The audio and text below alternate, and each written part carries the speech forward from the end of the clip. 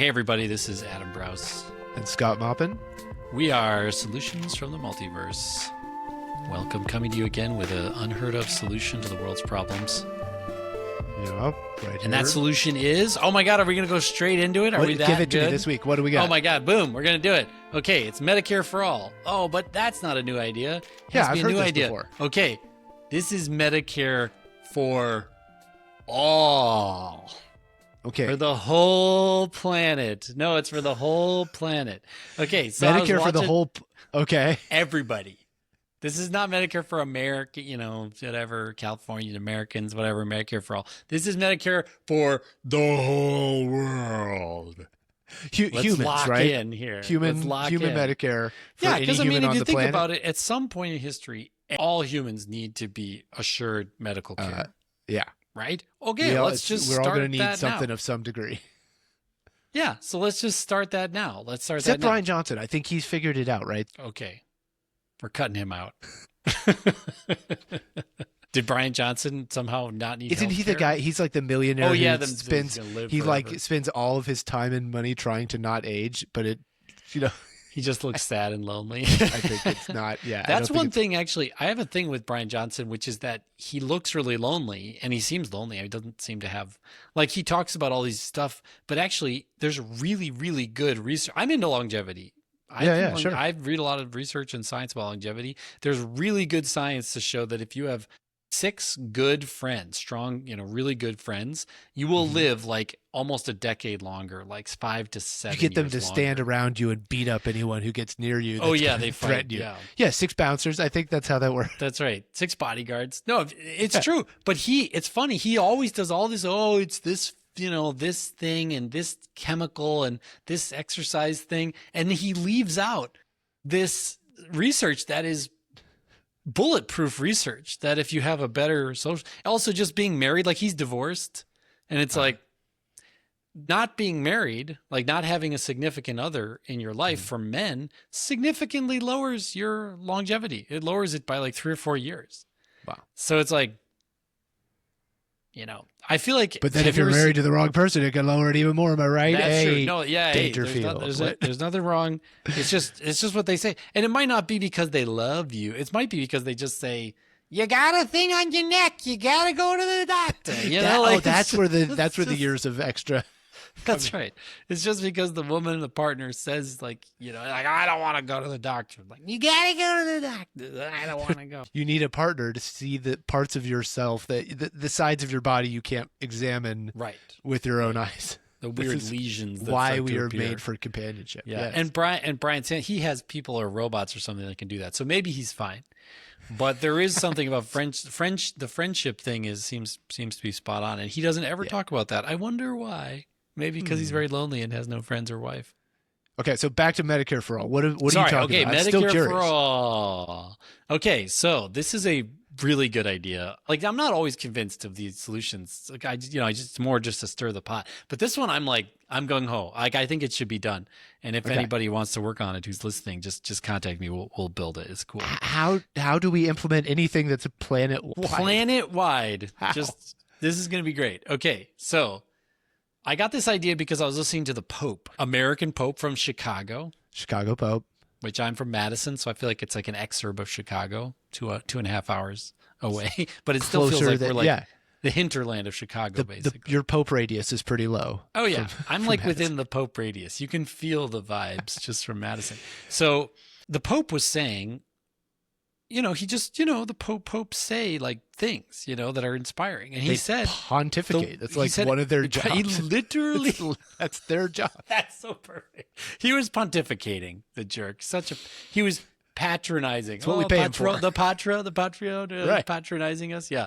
So he said, I'm not Catholic. I mean, I guess my family is sort of Catholic in the background or whatever, generations ago, but I'm not Catholic, culturally Catholic. Anyways, I was listening to him because I like him. I think he's a good Pope.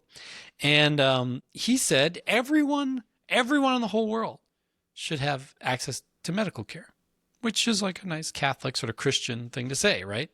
Right. And, everyone's listening to him and they're like, oh, come on, Pope, like, how you do that? And I was thinking, I think we could do it. I think I figured it out. Here's what we do. So you make a A website. Did the Pope Everything answer starts when with people the were website. saying, how do you do that? Or did he? No. He just like, said this moving on. He was just saying this should happen, and then, he just hopes that, world like leaders peace on earth and peace on earth, sort of, Medicare, one of those. Okay. For all. But there was, the way he said it was a little bit like United States should have Medicare for all. Like he was, because he's sort of pushing. Have you noticed that he's sort of fighting and with we're Trump? the only major nation that doesn't have it for their citizens. Right. It's crazy. Whatever. Right. I don't so, but here's how I thought about doing it, so we could live up to the Pope's goals here, or we could at least contribute to the right side of history here. So you make a website. All good things start with a website. You make a website, and in that website you make a form. And the form is fill out all this information, send pictures, videos, audio, description, medical note, submit it. It's an insurance claim. If we think that insurance claim is legit and not fraudulent, we will send you money for doing that medical care. Like anywhere in the country? Anywhere in the whole world. Okay. So say you're like a doctor in Namibia or something. I'm just making up some place that I think, or rural Russia or somewhere poor, somewhere that they have shitty healthcare because they're poor. But you're a doctor there, or some kind of caregiver, right? You can go on this site, make an account. We validate that you're real. You send your, license, your doctor's license, and your picture of your clinic, and, because we have internet now. So, I mean, this kind of stuff is doable. Right. And then once we certify, you're a real doctor and you're in this area, then you can start submitting bills to us, claims. And we will award you a small amount of money. It might not be enough, or it might not be some huge amount of money, and I could become like a rich doctor, rich hospital on this. But if you have like a bunch of people that you take care of that are well enough to pay you, or that they have enough money to pay you, and then you have these poor people who you're like, I can't really treat them because they don't have any money, you can now start treating them, and you can send the bills to our organization, to this. It's essentially an insurance. And then we sort of pick up the tab for pay them. Someone's tapeworm treatment in a or TB or whatever, and wherever it is that malaria. They don't have the means for it, but they do have a need for it. Right. And we pay them the exact right amount of money, like for where they are and for what level of care they got. And maybe it's not even 100%. Like maybe it's like, oh, we can really only give you like 60%. We can only give you $30. But it's like, that's 30. Maybe they weren't going to treat that poor person anyways. And they're going to just lose it all. Now they can get $30 and they can say, hey, let's expand this. Right. And if this organization had a lot of donors, because this is a charitable organization, we get money. That's what I was going to say. Where's the if we raise a bunch of money, if it's effective, if we can prove that it's effective, we can go to big money bags people and say, give us money and we'll give more of this healthcare out, to people. Yeah. This does not exist. This does not exist. But other things exist. Like, for example, Doctors Without Borders. Doctors Without Borders, very cool. Doctors travel to places and they do healthcare charitably for, poor people. It's great. But guess what? Right.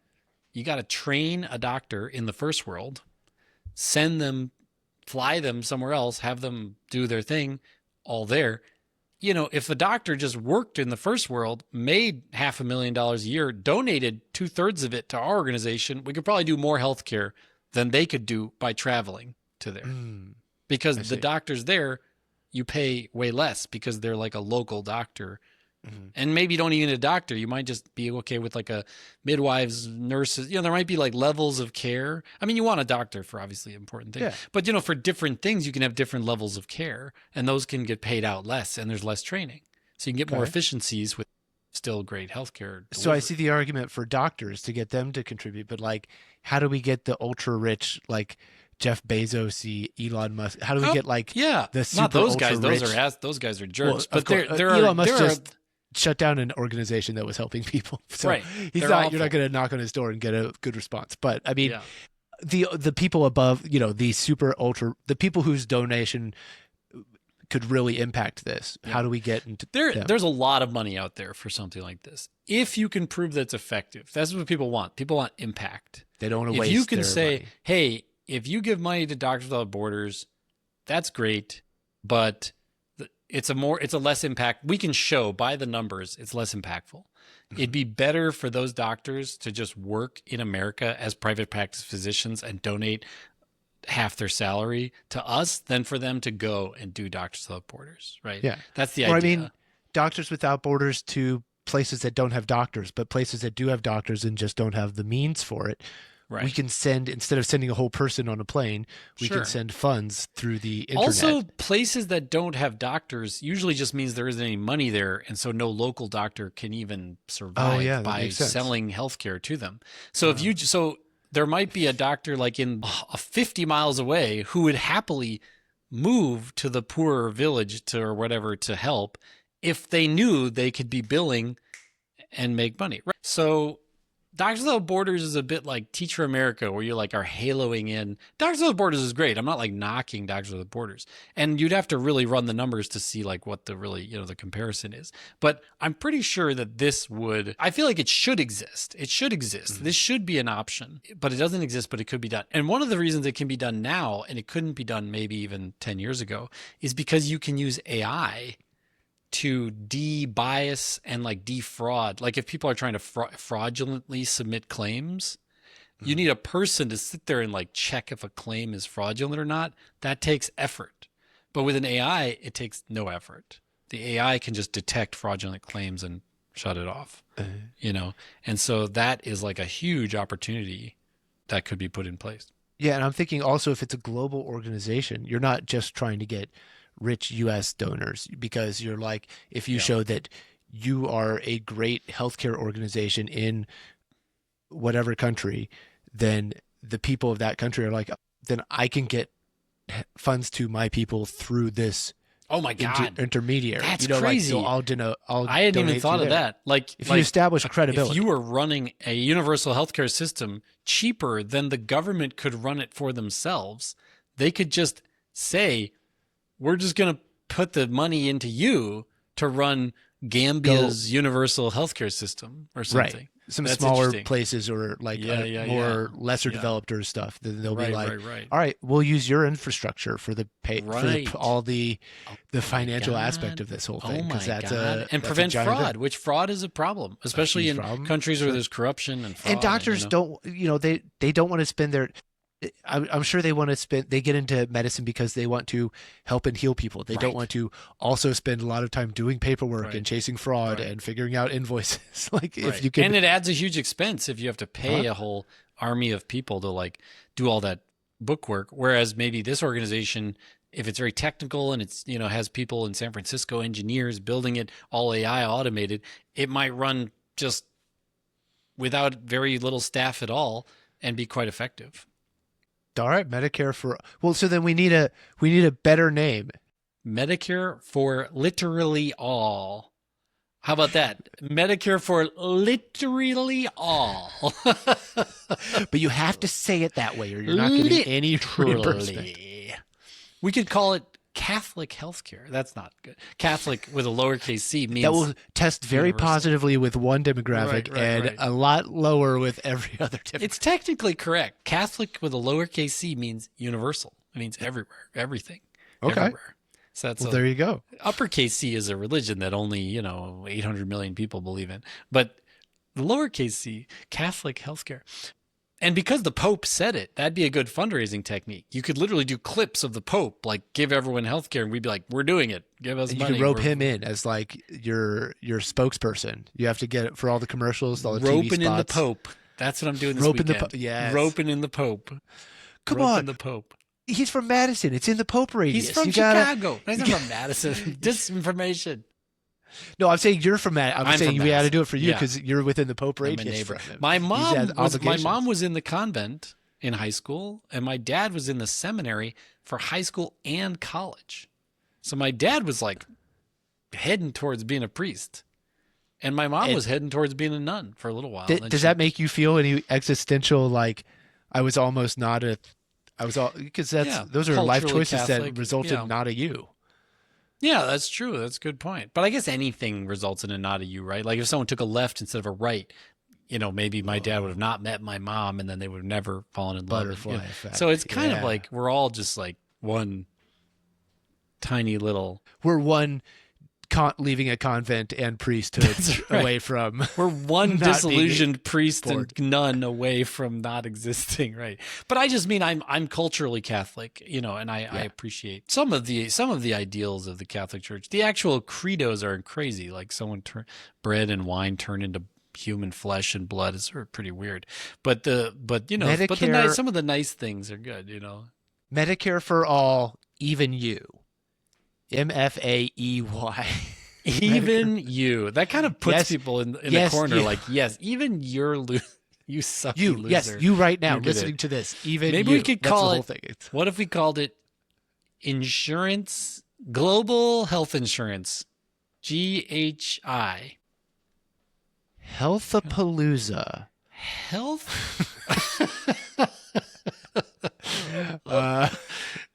Claimzilla. Oh, I like that one. Claimzilla, like Godzilla, but a healthcare claim. That could be good. I think this is. I mean, ever since living in Japan, which has nationalized healthcare, I've long been a full supporter of like. That's one of the things I would, if I could snap my fingers and change anything about this country, it would be healthcare should be a right. It should be part of, people should not be going bankrupt from things outside of their control or things that befall them. It's crazy. Right. That's a crazy thing. It's already hard enough to have health stuff. We have enough wealth as a country to be blowing up way more things that we need to do. We can fix people. It's okay. And we can settle down. But sound like a socialist, Scott. Control yourself. Right? Sorry, I just get so crazy when I talk about health. I love it. I just love healthcare so much. I also am with you. I think that would be one of the most transformative things for our whole society, from our mental health to our just well-being, to our like work culture, to the way we have families. Yeah. The fact that people would start more families and have more kids, which would then affect a lot of things like that would just be part. I just feel like it would be an incredible, people could wild leave the jobs that they hate or like find things that they actually enjoy doing. We'd have a better start more businesses, start more things, people take more chances. A lot of people don't take a chance because they're like, I have to work at this job for 40 hours a week and get the healthcare. So I think it would be great. Oh my God. Compare that to if you're like in a village in India with no healthcare. Yeah. That's like 100 times worse, right? Because you literally like die, your family members die of like treatable illnesses all the time. Yeah, exactly. Or yeah. So where do we start if you were actually going to implement? This is always where I like to get to with you. What would be step one? What's domino numero uno? First, you open up a Claude instance and you say, Claude, let's talk this through. How would this work? That's what I've been doing these days. I talked to Claude about this idea already because I've started to do that for our solutions just so that I have kind of my bases covered. Because often Claude will be like, this already exists, here it is. Or that's never going to work because these like really structural problems. This one, Claude was like, this is a great idea. It should definitely exist. Like Claude was all green lights. So I thought that was good. But yeah, I think what you do is you design a pilot and maybe you try to find a way to run a pilot. I think that's probably the best thing.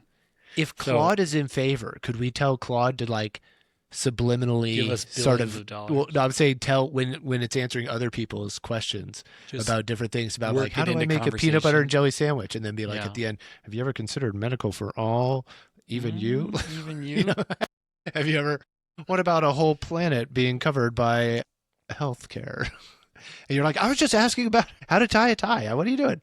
He could rope in the Pope. Maybe Claude could rope the Pope. Do you think the Pope's over there using Claude? Is that sure? Having his Pope. I mean, I think everyone's playing around with AI. It's right sermons. There. Isn't everyone fooling around with it at least? I mean, he's probably not like uploading his catechism to it and like writing the next, Sunday Mass homily with it. But he's probably looking at it. He's not an old guy. He's only like 70 years old. Yeah, he's a young guy. So, I mean, he's probably poking around. I don't know. But yeah, I mean, to answer your question, I think the first thing would be to like, can we do it? Like, you need to check if there are like dead ends that you would just die. It would just not work. Dead end being like it's totally illegal to do this, or yeah, or like governments would immediately prevent it and say, no, you're not allowed to do this. This is colonialism or something. You can't do this or whatever. So you'd have to check that. You'd also have to just check, like, would the fraud be so outrageously constantly a barrage of fraud that you would just never be able to function. I don't think that's true. I mean, I'm getting a master's in cybersecurity right now, so I'm really thinking through like how you would do the full, fraud prevention and cybersecurity structure of this. And it seems pretty straightforward. You use reCAPTCHAs to block any robots, and you do everything, with authentication, with authenticator machine, text messaging, two-factor authentication to like make sure it's a real person. You validate people's identities in all kinds of ways. People can upload pictures of things because you don't have to really validate that many people per clinic. You could do that part manually even. Like you could just look, oh, they're a doctor. Yeah, here it is, And then, so I think you could do a lot. I think you could avoid the fraud. And then it would be a question of like, I used to run hospital billing systems in major health systems in the country. So, I mean, I'm not just like making this up. I'm not like, I don't know how this works. I know how it works. Like I've been I haven't been on the other side. I haven't been probably on where some of this idea came from originated. Yeah. What we would need is someone who works in an insurance company who has done this on the claim side, who has received claims and processed them and sent them back. Maybe even someone from the government side, like from Medicare, because it's very similar to Medicare. Somebody like that on the team would be good because they would say, well, here's how you do it, Right. And here's how you could. They probably have a lot of red tape from laws, like government and laws and, oversight and blah, blah. We wouldn't have that because this is just like a charity and it's just given as is. So you could eliminate all that and streamline everything, which is nice. I got to think. I mean, if betting apps and prediction markets and that stuff can go global and get into every single come on, let medical come on, don't restrict. Oh no, there wouldn't be any regulations. I'm just saying, any regulations. The idea that places wouldn't let it go, you'd have to be like, come on, you guys are letting people bet on whether or not it's going to rain tomorrow. What are you doing?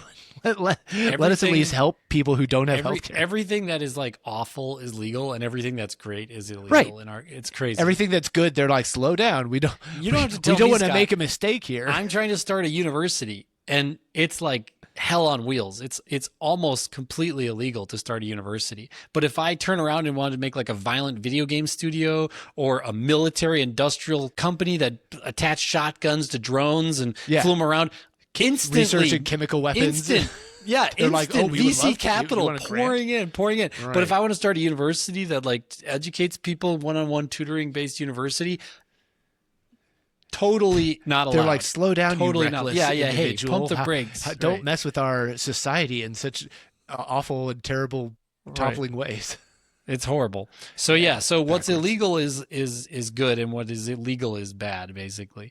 So, but this is good. This would avoid all that because it's going outside the country. You could also do it for poor parts of the United States. You could say like, hey, if somebody comes in and they're totally strung out, they have no money, and they need health and care, you can actually submit a charity claim to this. But in America, there's like overlapping ways that people are already doing that.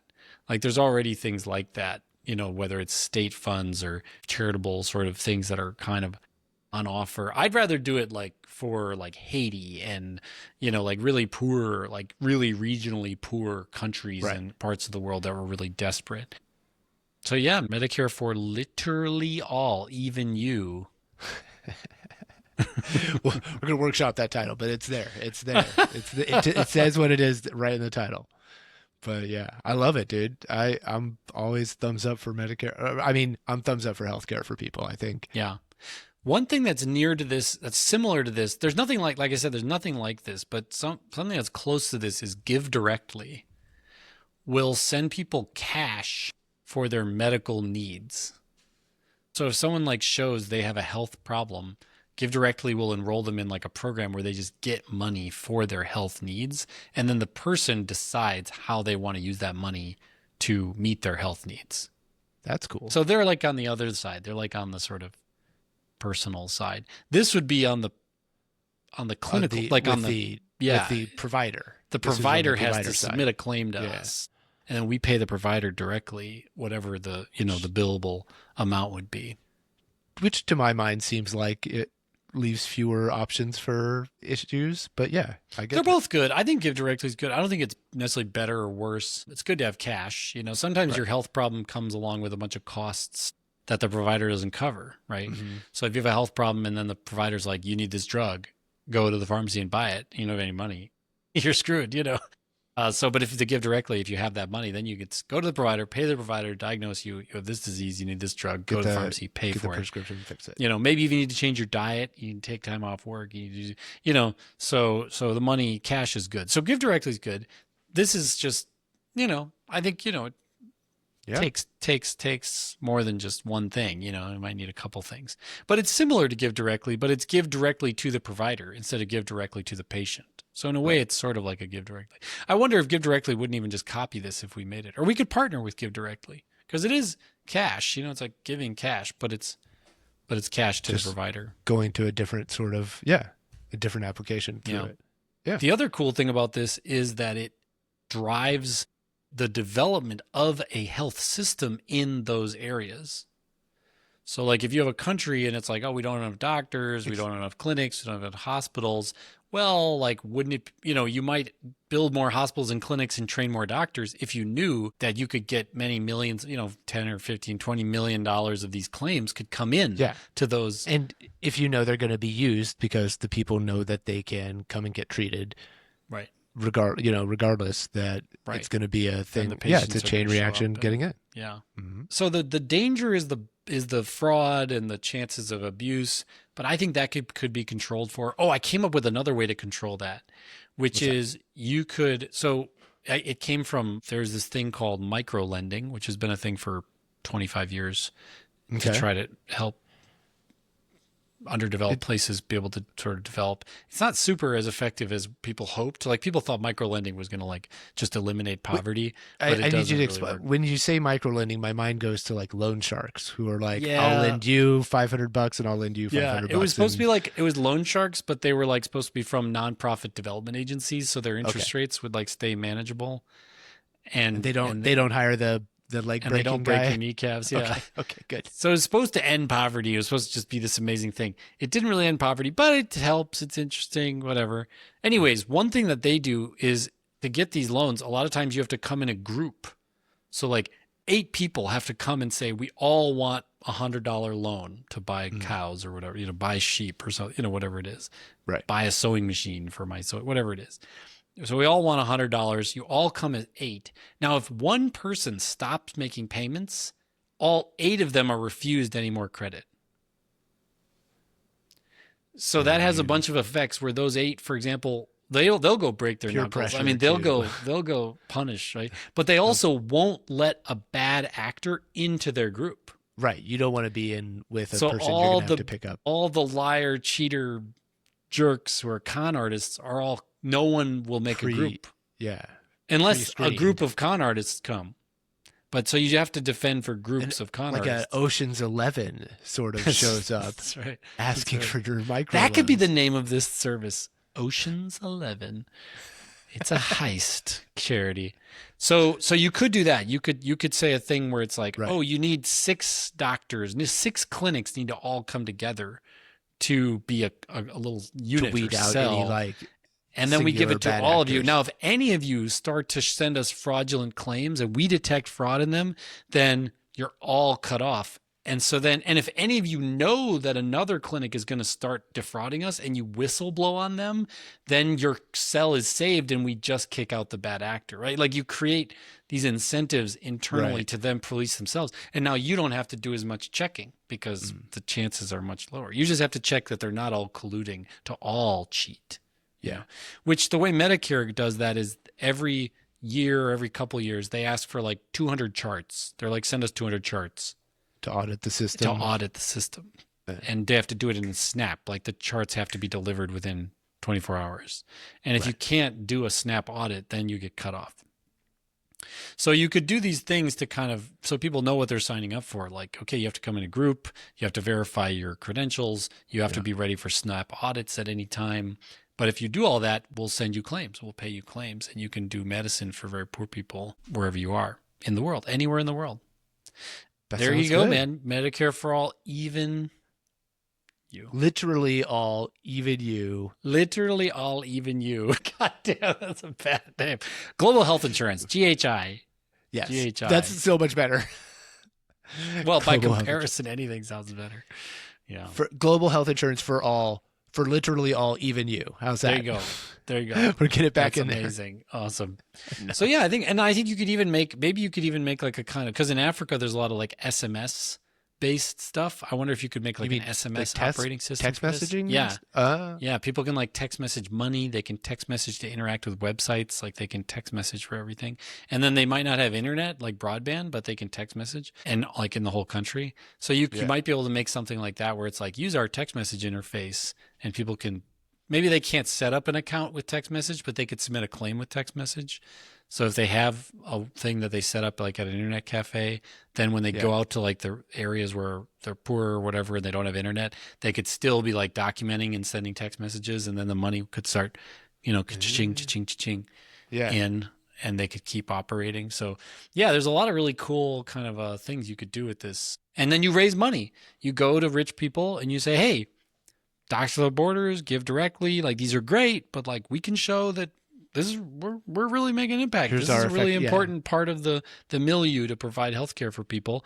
Do you want to save people's lives? There's all this like effective altruism. You want to save people's lives? Well, shit, I got a guy with TB in rural Africa who like won't get TB meds, but if you give us $50, they'll get TB meds. They'll live. We can save a life. $50.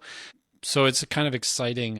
And it's direct cash. I think that's the cool thing. Like, it's not like, give us money and we'll go do, programming.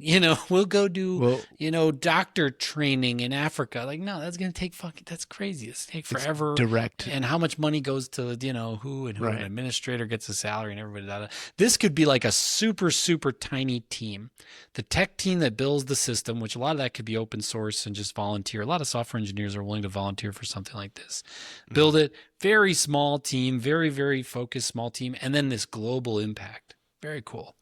I think it'd be very easy to sell. And I could be part of it because I actually have this Epic. I was at Epic with the health, I did the hospital billing.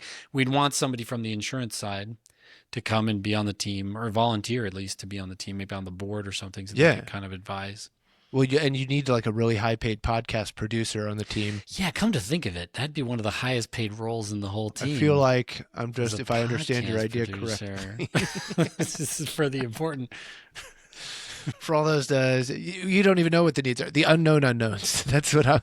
The comedy podcast that goes along with the global health insurance. I'll handle the unknown unknowns, and that's like stuff that even the unknown guy doesn't handle. Like, it'll never get to me. It'll just be like, I think you can handle this. It hasn't reached my level yet. Maupin, get in here. We need you to tackle these unknown unknowns. Now here's your badge and your gun. Go out and get them. Oh, okay. Usually I have to give you my badge and gun. Usually I'm in trouble and I have to hand them up. But this time it's like going the other direction. Now you get two badges and two badges, 2 guns. Get out the more you argue, the more badges you get, the more guns you have to work. That's right. All right. That's so there you go. So if the Pope's listening, which I know, very common listener to Solutions. Big Pope. Big we have that. Pope. We do have that one download every week in Vatican City. Yeah, it's got that mitered cap on when we look at the demographics. And you know why? Who is that? You know why that is? We roped the Pope. We roped the Pope. That's why we roped. Clear, it's evidence. We got it. It's the Chicago connection. Yeah. Well, I love it, Adam. Oh wait, let me do a quote. Okay. If he pulls a knife, you pull a gun. If he puts your man in the hospital, you put his in the morgue. That's the Chicago way. Beautifully performed. Yeah, are you familiar with that? Tell me again. I know that quote. That's Sean Connery. That's from Untouchables. Untouchables. There we go. I'm like, I've heard that. Yeah, that's right. It's one of the best lines ever, especially about Chicago. But yeah, so if the Pope's listening, send us a blessing or whatever popes do or whatever. Please. An epistle, something. Excuse you? Excuse me? What? And then an epistle, doesn't that just mean a letter? It's like a Catholic letter. Is an epistle. It sounds very... It's a word. It means letter. And then, if anybody has a bunch of money or software or you're in insurance, come and help us. Maybe we build this thing. It'd be cool. At least we could do a little feasibility study and see. Perfect link. How would someone get in touch with us, Adam? solutionsfromthemultiverse@gmail.com. For an email, or if they want to find us on socials, at Solutions from the Multiverse. Yeah, but we don't check any of that very much. But yes, you could probably go on there. We'd probably get an email if you messaged us on there. Yeah, we're on YouTube now. Oh yeah, we're on YouTube. You can comment on the YouTube. We'll see that. Absolutely. Find us. We're findable. Yeah. So yeah, let's do it. Let's make Medicare literally for all, even you. Global health insurance, please. If you do a joke 3 times, it's funny the first time, the third time, the 18th time. No, so we have very much believe you can go down and then it ramps back up if you stick with it long enough. Yeah, just stick with it. We got to keep going. Just keep doing it. If a joke's not funny, it's just because you haven't heard it enough times. You haven't heard it 17 more times. That's right. Exactly. All right. Well, thanks everyone. Fast episode today. Get in touch. Share our podcast with your friends and family. Pick a solution that you think is cool, or you think your friend would think is cool, and send it to them. That's really the way podcasts grow, and that's the way we're going to grow. So send this or other things to other people. And the Solutions of the Multiverse is all about how the solutions to our problems have not even been, we've never even heard them yet. They're not even here yet. So it's important for us to stimulate our imaginations to think completely outside the box and really have new ideas. Yeah. Name them and define them. Yeah. So please send us problems, send us solutions, send us questions, get in touch with us. More to come. Our YouTube is blasting off now because we got some cool tech to make the YouTube work, and we'll make some other platforms available too, and hopefully that'll increase the SFM family. For sure. I hate that. I don't like calling things families. The SFM. What if you do it with an Italian accent though? The SFM family. The SFM family. There you go. Now it sounds good. Cool. That's pretty good. Okay. That's good. Yeah. And we'll keep it in the family. Yeah. Okay. Thanks, everyone. See you next time. See you, Scott. Bye. Everyone.